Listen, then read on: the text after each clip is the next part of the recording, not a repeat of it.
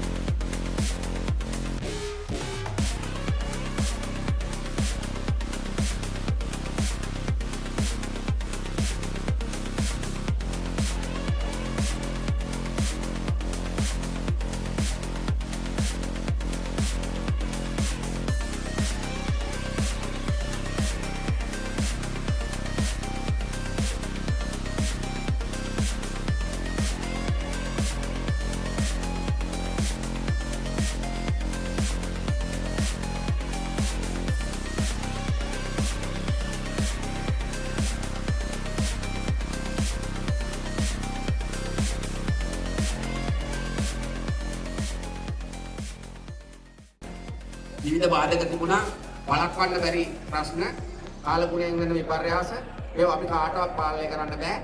හැබැයි ඉතින් මේ හැමදේම වෙනස් වෙන්න ගත්තා. ඒක තමයි මම හැමදාම කියනවා අලස මේ ඉස්කෝලේ පටන් ගන්න නැකත එසේ මෙසේ නැකතක් නෙමෙයි.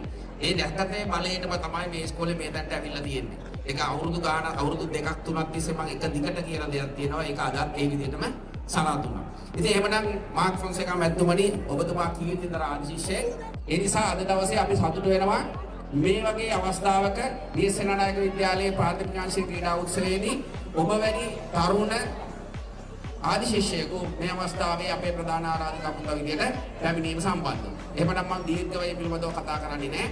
ඊට පස්සේ ඔබතුමාත් එක්කම මම මේ මොහොතේදී අපේ අවස්ථාවට සම්බන්ධ වූ සියලුම ආරාධිතයන්ට ස්තුතිවන්ත වෙමින්ම විශේෂයෙන් ස්තුතිවන්ත වෙන්නට ඕන ප්‍රාථමිකාංශයේ සියලුම දෙනාට ක්‍රීඩා පරිපාලකතුමාට ක්‍රීඩා පරිපාලකතුමියට අංශ ප්‍රධාන මැඩම්ට ඒ වගේම නියෝජ්‍ය විදුහල්පතිතුමියට දයනි මැඩම්ට එන සහාය දක්වපු සියලුම පාර්ශවයන්ට විශේෂයෙන්ම ගුරු නෑනිපියවරුන්ට දරුවන්ට දෙමාපියන්ට විවාහ සාධාරණ මහාසුර දෙමාපියන් හරියට හරියලි ඒ වගේ විවිධ තරගවලට සම්බන්ධ ඒ හැම දෙනෙකුටම ස්තුතිවන්ත වෙමින් අද දින මගේ කතාව මේ සමාප්ත කරනවා. ස්තුතියි.